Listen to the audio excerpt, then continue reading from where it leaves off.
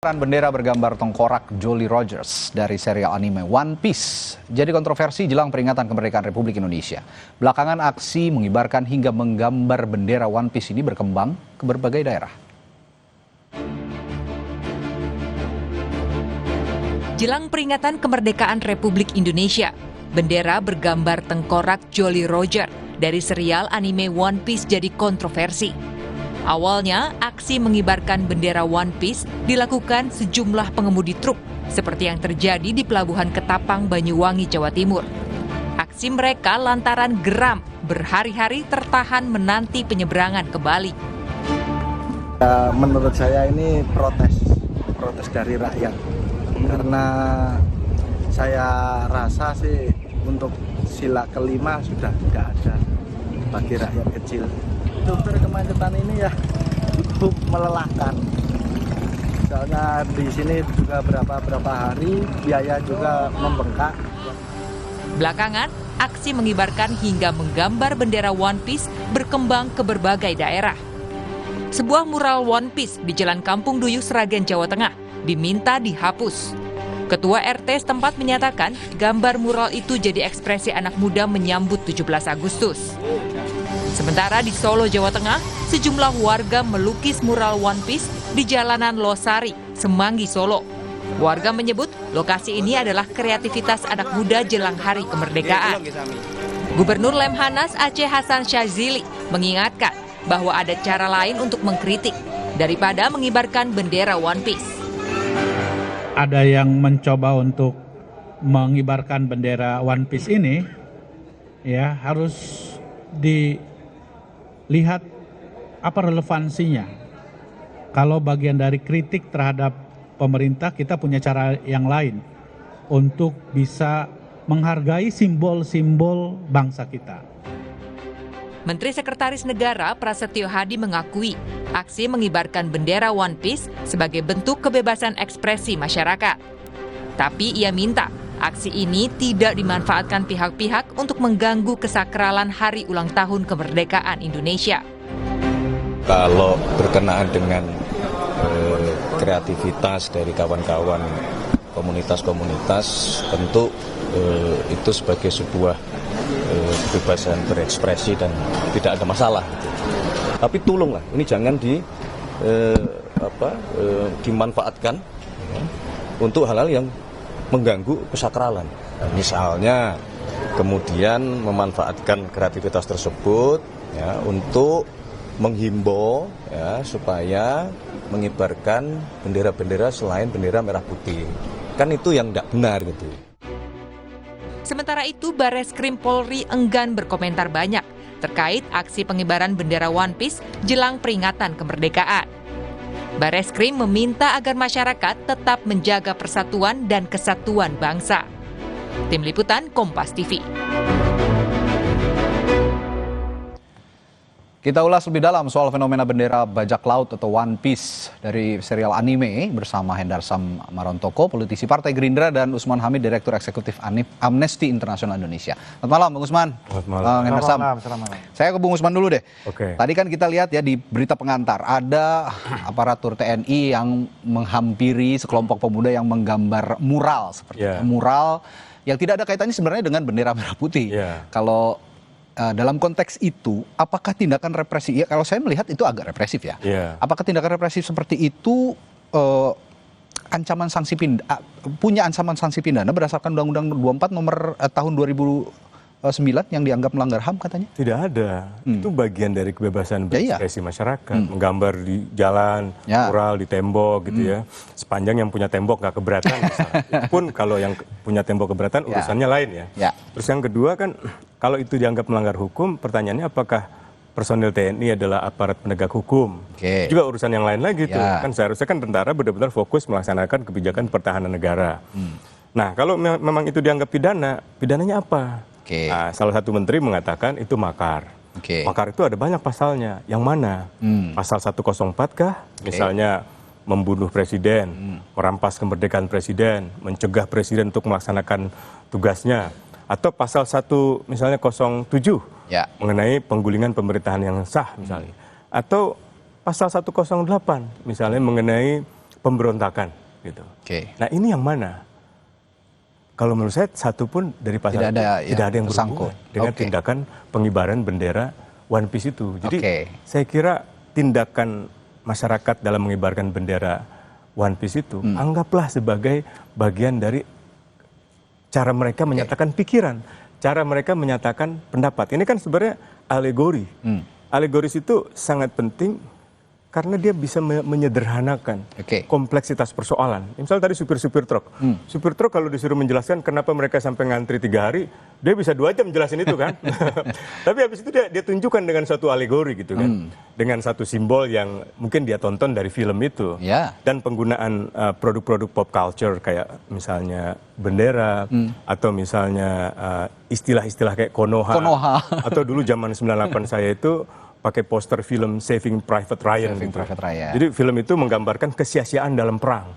Kesia-siaan perang itu karena pemerintah suatu negara mengirimkan tentara yang tidak berpengalaman ke suatu medan perang yang akhirnya mengakibatkan tentara kita itu mati gitu. Nah jadi metafora, alegori, aforisme itu menurut saya kekayaan budaya kita yang harusnya dihormati, dihargai kan daripada masyarakat misalnya merusak pelabuhan kan nggak mungkin kan gitu kan. Tapi di sisi lain, saya ke Bung Hendar Sam nih. Di sisi lain Bung Hendar Sam, tadi juga di berita pengantar kita lihat ada bendera merah putih disandingkan dengan bendera One Piece. Nah, apakah itu yang dinamakan juga delik pidananya di situ ada? Karena kan diatur juga dalam Undang-Undang Nomor 24 Tahun 2009 tentang bendera, bahasa dan lambang negara. Ya, jadi memang kan saking sakralnya bendera negara ini sampai harus dibuatkan satu undang-undang tertentu. Ya kan, tentang bendera negara, tentang lambang negara, tentang lagu kebangsaan, tentang bahasa kan seperti itu. Jadi saya rasa ini, saya konteksnya sama seperti yang disampaikan oleh tadi Mensesnek, bahwa kenapa gerakan ini terjadi, pemerintahan Pak Prabowo ini sangat terbuka sekali dengan segala macam kritik. Ya, Mas Usman mungkin juga sudah sama-sama tahu di pemerintahan Pak Prabowo ya, yang kalau kita lihat dengan sebelumnya, apakah orang yang bersuara vokal ini sampai ada banyak ditangkap-tangkapin ya. Saya oposisi 2019 ratusan bahkan ribuan mungkin, dengan beliau juga mungkin kita yang bebaskan. Itu sangat jauh ya untuk dari sisi ininya. Cuman maksud saya kan ada 2 hal yang harus kita lihat, bahwa satu ya kan, gerakan ini sebagai ekspresi sosial dan politik dan juga kreativitas kita terbuka, sangat terbuka dengan hal tersebut. Tapi satu ya kan, jangan kita mendowngrade bendera merah putih ini disandingkan dengan anime apa namanya One Piece ini. Satu ini bukan kultur bangsa Indonesia. Anime ini dari infiltrasi dari Jepang. Dan kedua, konteksnya juga nggak semua juga tahu ini apa namanya itu filosofi dari One Piece ini. Harus nonton dulu kayaknya. Harus nonton dulu. Saya juga cek baru nggak ada yang tahu ini FOMO juga ya kan. Yang ketiga, One Piece ini kan perompak. Nah kan gitu kan. Yang ketiga juga menjelang apa namanya itu proses hari kemerdekaan kita. Bagaimana kita berdarah-darah. Bagaimana para pejuang kita berdarah-darah untuk mendapatkan kemerdekaan itu, dan kita tanda kutip kita rusak kesakralan itu dengan cara-cara seperti ini. Sebenarnya kalau momennya itu dilakukan tidak tidak apa namanya itu menyandingkan dengan bendera merah putih, tidak dalam apa namanya itu countdown menuju 17 Agustus di tahun ini, mungkin nggak akan seseram ini. Jadi yang ujungnya yang kita lihat ujungnya memang politiknya agak sedikit kental di sini, karena bicara masalah momentum. Jadi ini aktivis tulen ini, ya kan? Beliau pun tahu ini kan pasti ada apa nama itu, ada aroma politis yang ingin untuk Tapi sampai sekarang juga belum tahu yang berada di balik ini siapa. Tahu juga ini kan kayaknya civil society aja, gerakan spontan aja gitu loh. Percetakan. Dan itu menumbuhkan ekonomi baru. Nah, balik lagi. Kan kalau kita lihat ini kan dari teman-teman odol tadi kan. Harusnya kan konteksnya konteks odol aja dong gitu loh. Tapi kan ketika itu melebar ke mana-mana, jadi ada gerakan antras terhadap pemerintah. Kan gitu kan. Dan ini yang menjadi paradoks buat saya ya, bahwa bagaimana kita bisa melihat situasi kritis ini benar-benar kritis seperti itu apa enggak? Bagaimana 30 tahun Reza Khalid menguasai Pertamina, ya kan? Bagaimana mafia pupuk selama ini tidak pernah tersentuh, ya kan? Bagaimana petani ketika panen, ya kan, tidak bisa menikmati mungkin hasil itu reaksi dari hal-hal seperti itu kan dari masyarakat.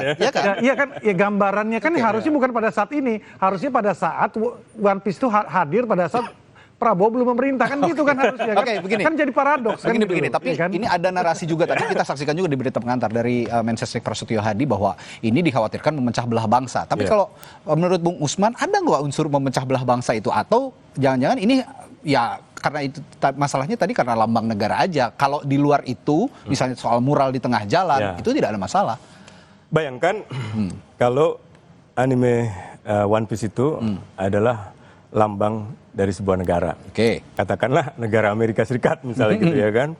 Lalu masyarakat mengibarkan benderanya sambil merobek bendera merah putih. Atau melakukan tindakan lain yang merendahkan martabat bendera merah putih. Itu mungkin bisa kena undang-undang tentang lambang negara, tentang bendera. Banyak negara, sebagian negara memang melarang itu. Sebagian lagi membebaskan sepanjang itu tidak misalnya menyerang orang, merusak properti gitu kan. Nah, tapi dalam kasus yang sekarang, kalaupun ia disandingkan dengan bendera, tergantung niatnya. Misalnya tadi mau dimasukin ke pasal makar ya. Pasal makar itu kan bukan hanya ada niat, tapi ada permulaan perbuatan. Nah, permulaan perbuatannya mana nih? Kalau pasal 104 arahnya ke pembatasan kemerdekaan presiden, pembunuhan presiden. Kalau pasal 108 menggulingkan pemerintahan yang sah dengan senjata loh, dengan kekerasan loh makar itu. Apakah ada senjatanya? Apa ada kekerasan? Rasanya nggak ada. Apalagi tadi yang diberikan kesempatan untuk bersaksi, supir truk. Nah, mungkin pada saat supir truk itu diberitakan, saran saya misalnya Menteri Perhubungan gitu ya, atau menteri-menteri terkait itu merespon segera. Sehingga antrian di pelabuhan itu tidak begitu lama. Saya pernah ngerasain itu 2023 nggak salah saya ke Bali itu naik bawa mobil sendiri ngetes umur ya. Dan ternyata masih bisa. Tapi antrinya cukup panjang itu. Nah, hal-hal semacam ini yang mungkin saya kira pemerintah kan juga berkepentingan untuk memastikan seluruh jalur logistik itu efisien, kan tidak ada pungli gitu kan. Kan malu loh supir truk sampai mengatakan kami tidak tapi pekerjaan, gini, Bung Usman, kami jangan dipalak ibaratnya gitu. Bagaimana dengan apa yang dikatakan Bung Hardasam tadi soal kesakralan momen sakral ketika hendak merayakan kemerdekaan Republik Indonesia? Apakah ini juga tidak ada kaitannya dengan tindak pidana mencederai lambang negara? Nah, itu misalnya gini. Kita kan baru berasumsi nih. 17 Agustusnya belum tiba, perbuatannya belum ada.